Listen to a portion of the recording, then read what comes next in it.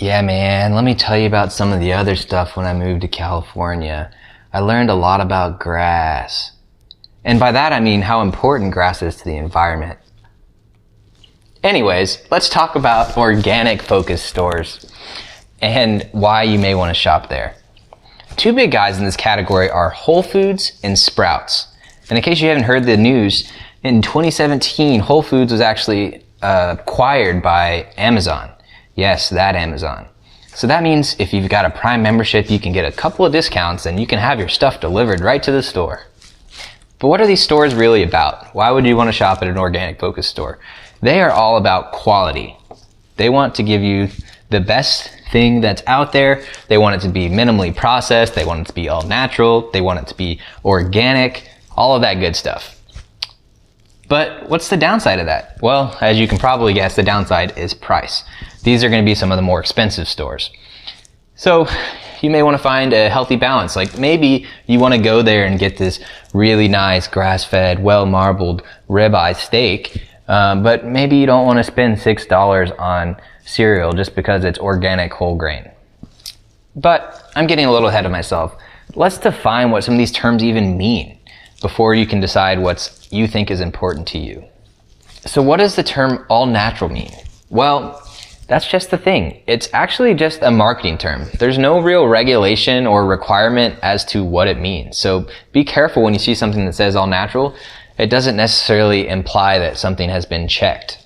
But generally, what are these people going for when they put all natural on their label? Well, they're trying to keep the product free of artificial things. And artificial just means not naturally made. So things that like artificial colors, artificial flavors, artificial sweetener, preservatives, and anything that's been synthesized in a lab, which is a fancy way of saying it was made in a lab. Well, what about organic?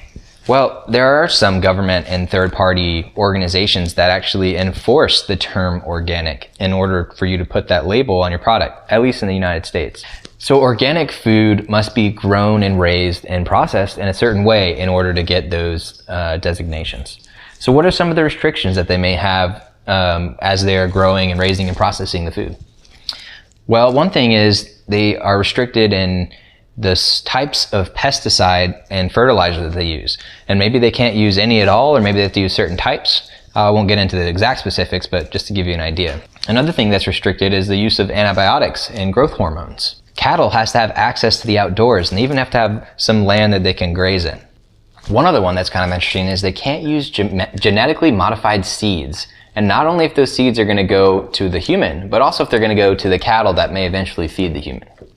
So these restrictions are there largely to minimize the impact to the environment, but they're also there to give the end consumer a minimally processed, a very natural, a humane source of food.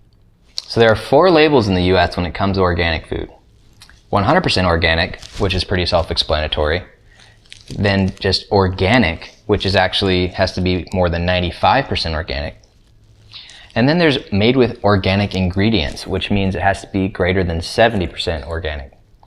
And then the last one is less than 70% organic, which if I'm a food manufacturer, I'll probably just leave that off. I think it does more harm than good. Okay, so I haven't done extensive research on organic food, so take that, what I say, with a grain of salt. But from what I've read and heard, the biggest positive of eating organic is the minimization of environmental impact.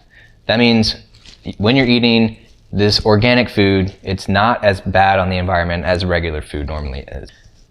Well, from what I've read and seen, there haven't been widespread studies that show organic food as a whole is more nutritious or tastes better. However, there may be studies that show for certain foods it tastes better or has more nutritional value. It's relatively early though. So there's still studies that are probably ongoing now and will go on in the future. So we'll see if those provide fruitful.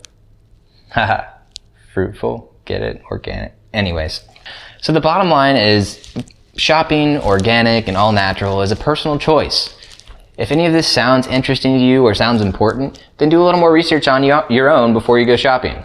If you find out anything interesting, let us know on social media or shoot me an email.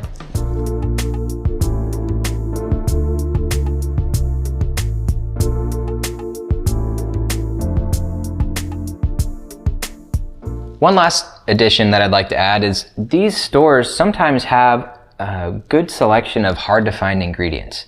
Sometimes there's been things, especially when it comes to international foods, where I just could not find it at a regular grocery store, but when we go to one of these organic focused stores, we were able to find it.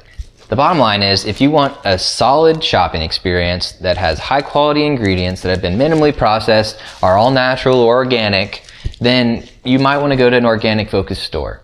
However, if that isn't too important to you, or maybe you're very cost sensitive right now, maybe you just buy one or two things that you want to splurge on at the organic store and do the rest of your shopping elsewhere.